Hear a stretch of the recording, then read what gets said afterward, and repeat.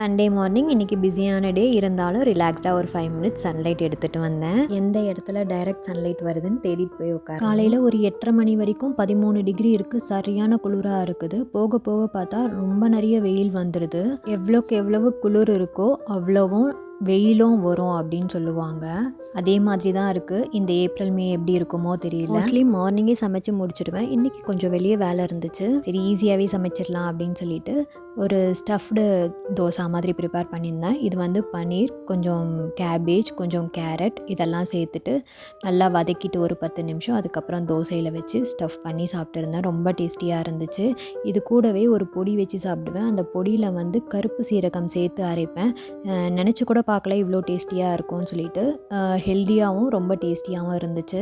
தோசை மாவுக்கும் பூரி மாவுக்கும் என்ன வித்தியாசம்? பூரி மாவில் தோசை சுடலாம், தோசை மாவில் பூரி சுட முடியுமா?